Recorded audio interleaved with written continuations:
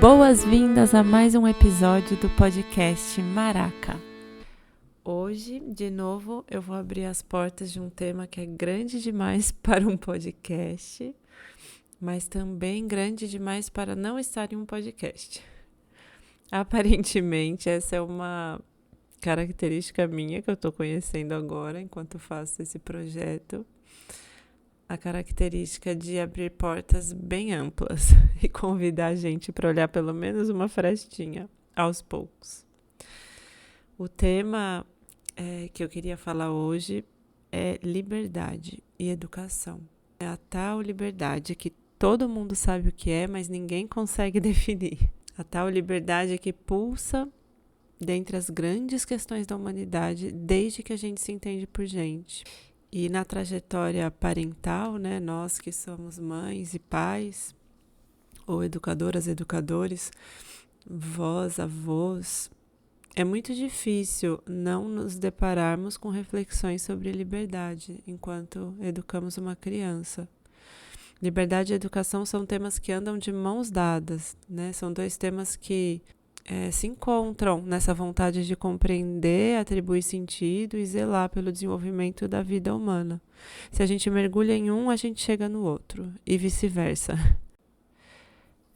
Eu não quero trazer aqui um conceito pronto de liberdade. Eu acho que tem temas que merecem o respeito de serem deixados em aberto para a investigação de cada uma de nós. O que eu quero dizer é que, na minha experiência em educação, eu vejo, né, tenho visto que a nova geração de pais e mães, nós, né, eu me incluo nessa geração, faz uma boa confusão nesse tema. Claramente, liberdade é importante para nós.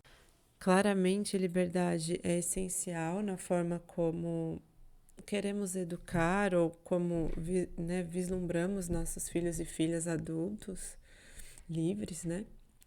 Mas claramente a gente não sabe muito o que fazer com ela na relação com nossas crianças. E aí eu observo que o que a gente tem a tendência de fazer? De querer dar a liberdade para os nossos filhos e filhas como se ela fosse um presente, né? A gente põe num pacote e dá. Como se ela fosse uma possibilidade de experiência que a gente oferece. E a criança recebe esse presente imenso de nós, como se fosse uma mochila bem mais pesada do que ela consegue carregar. Como se fosse até um pouco injusto da nossa parte oferecer esse presente para ela. Ela não tem musculatura para caminhar com essa mochila. E a liberdade não é um presente possível. Liberdade também não é uma possibilidade de experiência que alguém oferece a você. Liberdade é uma capacidade humana possível quando conquistada, a cada instante possível, mas nunca dada. É uma conquista às vezes de uma vida, às vezes de um instante, mas não é uma doação. Paulo Freire tem uma citação muito bonita sobre isso, e ele diz exatamente isso. É uma conquista e não uma doação. Exige uma permanente busca. Busca permanente que só existe no ato responsável de quem a faz. Ninguém tem liberdade para ser livre. Pelo contrário, luta por ela precisamente porque não a tem. Então, nesse podcast, desse tema cabeludo e necessário, a gente precisa encarar ele de frente, né? Na tarefa de educar, na minha opinião. Eu queria convidar, então, a gente a abrir dois olhares para o tema da liberdade. O primeiro é alinhar o objetivo, né? Você, como mãe, pai, qual é a sua missão na educação dos seus pequenos? É educar para a liberdade? É educar em liberdade? É educar através da liberdade, pela liberdade? Eu olho a educação como educação para a liberdade. E o para que importa muito, né? Não é em liberdade, não é através da liberdade. É um indicador de caminho, um caminho de conquista de si mesmo ao longo das primeiras décadas de vida, para então transbordar-se no mundo em liberdade. Nesse caminho que a criança percorre, que todo ser humano percorre depois que nasce, o despertar da individualidade, ele vem junto com o treino da sensibilidade. E é nosso papel, como adultos, educadores, cuidadores, conduzirmos esse caminho. Esse caminho de despertar da individualidade para transbordar no mundo, né, em liberdade, é um caminho que vai da impressão para a expressão. É nosso papel zelarmos pelas impressões que a criança recebe do mundo. Zelarmos pelo ambiente que oferecemos para ela absorver para dentro de si como uma esponja, porque é isso que elas fazem quando são pequenininhas. A criança é um grande órgão sensorial e o mundo é impresso, é atravessado nela, né? Atravessa ela. Então é nosso papel zelarmos. Qual é esse mundo que a gente apresenta, né? Qual é esse entorno que a gente coloca a criança? Mas também é nosso papel ao longo, né, do desenvolvimento da criança, conforme ela cresce, ir oferecendo espaços seguros para o treino das expressões de sua individualidade, né?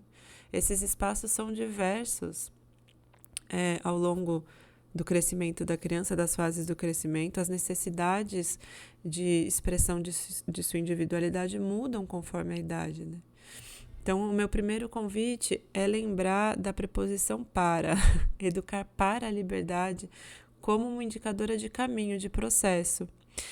E aí o segundo convite é esse de darmos espaços seguros e sagrados para experiência de liberdade adequados a cada fase da vida da criança. Aqui a gente não está falando da liberdade no sentido amplo, né, dessa possibilidade de ação humana, mas dessa pequena liberdade que a criança experimenta como um espaço de autodirecionamento, né, como um espaço seguro para a expressão da sua individualidade. Esses espaços, eles são necessários desde que a criança nasce. Mas quais são esses espaços em cada fase? No último podcast, a gente falou um pouco, né, sobre o fato de que o desenvolvimento infantil tem fases e que essas fases exigem de nós adaptações na lida com a infância. Então, ainda que o desenvolvimento da capacidade de ser livre seja um caminho muito longo, a criança precisa de espaços de autodirecionamento que são muito benéficos de serem respeitados, protegidos e preservados em cada fase. E aí, o meu convite é pensarmos que a liberdade vai crescendo de baixo para cima, dos pés para a cabeça. Como imagem, tá, gente? Não é uma coisa literal, pelo amor de Deus. Eu digo como imagem para ajudar vocês a lembrarem na lida aí com as suas próprias crianças. Na primeira infância, né, de quando a criança nasce até os seus 6, 7 anos, a liberdade está nos pés. Os pés simbolizam o movimento, né? O brincar livre é o espaço sagrado de liberdade na primeira infância. O movimento, né? A liberdade de movimento, de experiência do próprio corpo, é o espaço sagrado de liberdade. Desde muito pequenos, eu estou falando dos bebês, né? Desde pequenininhos, os bebês precisam de um espaço protegido para experimentar os movimentos do seu corpo sem muita condução, sem muita interferência, para que eles possam ir conquistando essa corporalidade de uma forma observada, protegida, mas também livre.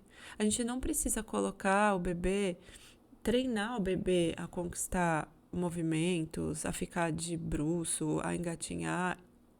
A gente precisa criar um ambiente favorável e essa conquista vai vir do próprio autodirecionamento do bebê, né? Mesma coisa no brincar livre de uma criança pequena. Brincar livre não é brincar largado. Brincar livre é ter um espaço saudável, um ambiente preparado, materiais saudáveis, mas espaço garantido de autodirecionamento no seu brincar. E aí as crianças vão crescendo e aos poucos a liberdade vai subindo dos pés para o tronco para o coração, para a respiração, para a morada dos sentimentos e emoções humanas. E aí essa criança mais velha, né, a partir dos seus 7, 9 anos de vida, ela precisa de espaços de liberdade no seu sentir. Ela precisa que seja respeitada e protegida a sua chance de experienciar um amplo e colorido espectro de emoções e sensações humanas, as mais claras até as mais escuras, as mais alegres e as mais tristes, o riso solto e o choro doído. E para experienciar esse mundo do sentir, ela precisa de artes, ela precisa de diversidade de vivências, de técnicas, de experiências artísticas. Ela precisa de fantasia, de narrativa, de histórias. Ela precisa do social, do coletivo, dos amigos, do grupo. E aqui a liberdade é a gente não tirar ela desse lugar de olhar o mundo pela fantasia, pelas narrativas, pelas artes. A gente tem uma tendência hoje em dia de começar a empurrar a liberdade lá para cima, para a cabeça, antes da hora, ou puxar, ou empurrar. E a liberdade lá no pé é tão preciosa, e a liberdade aqui no peito é tão preciosa também, né? E aí a criança aí nessa segunda fase que a gente está falando, do liberdade no sentir, ela precisa de que seja legitimada essa diversidade de sentimentos que vão atravessar essa criança, e ela vai precisar de ajuda para organizar as expressões desse sentir, né? As interações a partir do sentir. E aí ela segue crescendo e a liberdade então vai subindo para a cabeça. Inevitavelmente a gente acelera um pouco, mas inevitavelmente ela vai subir para a cabeça. E usando a cabeça apenas como imagem de que o adolescente, o jovem, ele começa a demandar de nós esse espaço sagrado do pensar livre. E não significa que o pensar more na cabeça, tá, gente? O pensar não mora só na cabeça, mas como símbolo, né? Essa criança mais velha, a partir dos seus 12, 14 anos, né? Principalmente a partir dos 14, ela pode se beneficiar muito se não forem oferecidos a elas conceitos prontos, enrijecidos, né? Se no campo do pensar as coisas forem amplas, livres e vivas. No último podcast a gente usou para essa faixa etária a imagem do guia, do consultor, né? Não sei se vocês ouviram esse último podcast. É aqui, nessa fase, nesse tipo de relação, que o adolescente experimenta o seu pensar. Assim como as crianças pequenininhas experimentavam suas pernas, né, no livre brincar, os adolescentes experimentam o seu pensar. E é preciso espaço, mas é preciso também proteção e observação. Então, a liberdade vai crescendo, vai subindo dos pés para o tronco, para a cabeça. Até que então se conquiste essa integralidade, né? Do agir, do sentir e do pensar, e a liberdade seja uma possibilidade de ação humana adulta, né? É isso, gente. Eu encerrei o que eu queria conversar hoje. Educar para a liberdade faz parte dos grandes anseios humanos. É humano que você se preocupe com isso, é humano que eu me preocupe com isso. E o meu convite hoje é para pensarmos a educação para a liberdade, lembrando que a preposição para é indicadora de processo, de caminho, de um caminho de conquista de si mesmo, um caminho da impressão para a expressão, um caminho de conquista da individualidade, de treino da sensibilidade e um caminho de espaços sagrados que vão subindo dos pés até a cabeça, até que inundem o corpo todo. Então deixo o podcast de hoje com uma frase de Jorge Amado, que diz que a liberdade é como o sol, é o bem maior do mundo. Um beijo, até a próxima.